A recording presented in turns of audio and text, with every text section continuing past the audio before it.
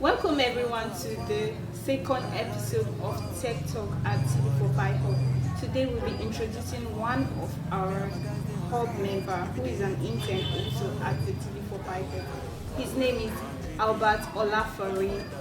Albert, welcome to the show. Thank you for having me. Albert is an embedded systems engineer, and we will be hearing from him. We'll be hearing a lot from him about his life and also his work here at TT.EPISODE. Albert, you're welcome to the show. Thank you for having me. Okay, can you introduce yourself? Okay, I want to know about you. Tell us one or two things about yourself, your school, and your work. Thank you, Mr.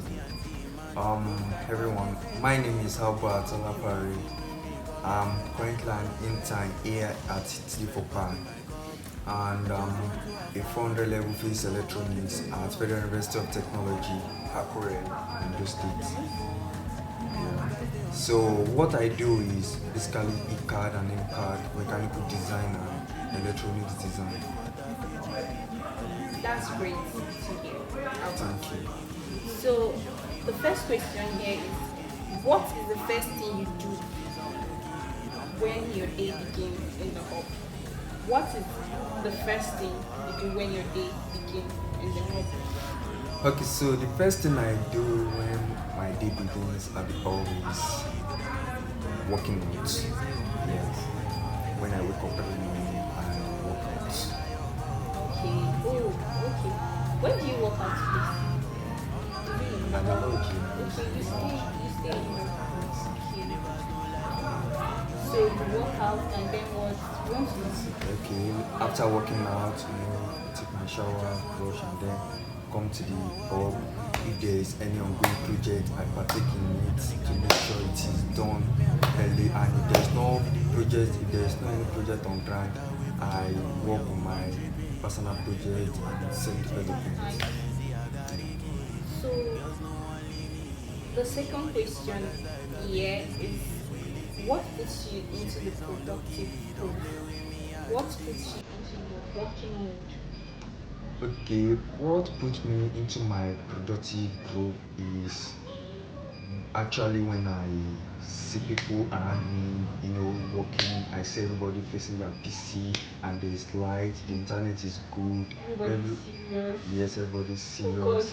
serious. Yes. I know that. So seriousness of people around me actually get me into my working mood. Okay.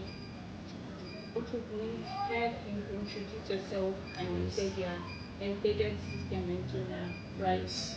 So we want to know more about your work. What is what does it take to be an embedded system engineer? What is embedded system? We don't understand. I don't know what it is. So I want to know about embedded system. Can you tell us about it? Okay, so in simple term, I would say embedded system is basically a system inside a system. When we say something is embedded, it means that the thing is inside another thing. It's more like a loop. A system inside another system that is making that system to function. Okay, so going further or going deeper rather,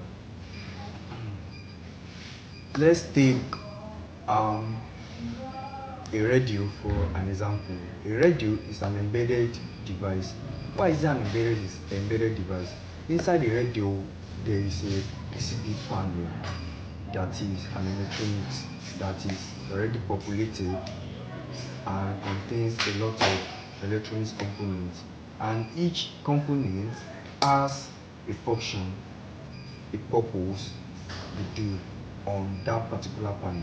And apart from that, we have an RFI, we have, a frequency and all. So everything, all those things put together makes it an embedded system. It means that a capacitor on its own cannot do what we want to achieve.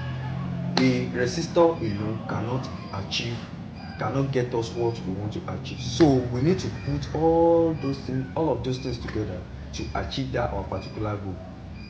and that is basically an embedded system. That's nice. I love that. I think I'm getting interested in knowing more about the embedded system. So, do you have any projects you've worked on so far? Yes. So tell us about that. Okay. Actually, I have a lot of projects I've worked on, but okay, let me mention this. And among the projects I've worked on are sound capturing device, which I designed on KeyCard. I designed it from scratch, where it's actually a device that records sound. You use it to record more like your phone. You use it to record, and the sound it records, it stores it on a memory card. It has a memory card slot where you can slot in your memory card. So it records sound, and then when you are done, it has an onboard button where you can stop, start, play, and all.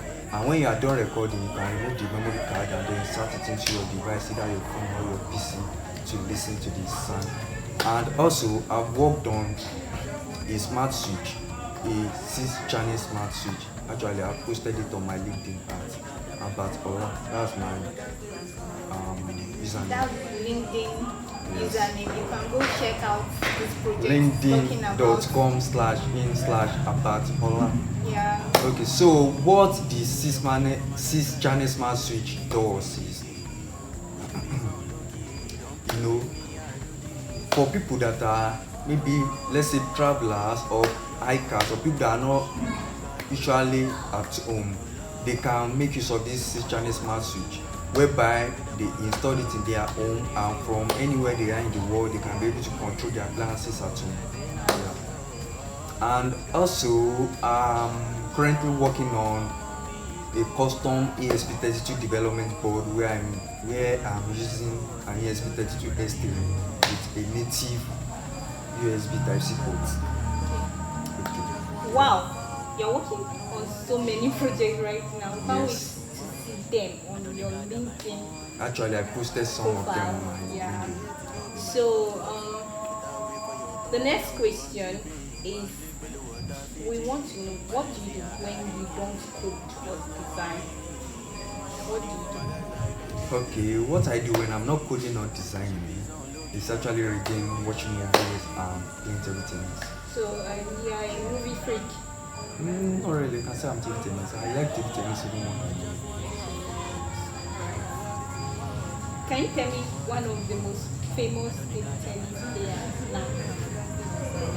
The famous table tennis player. What's the person's name? Actually, I don't know. I play table tennis for fun. He said he plays table tennis. Yeah, that doesn't mean that I have to follow. What to do? That's what you like doing. So yes. You should know that. For relaxation. So I don't really follow table tennis, sports. Anyways, I understand what you're saying. You're actually saying that that's what you do. You don't actually follow them, people that do play, but that's what you do personally when you are not coding or designing. That's nice. And the last question here is, what message do you have to the young, aspiring techies out of here? Okay. What advice, what message do you have to give to the young ones coming up? My advice for the young ones coming up is that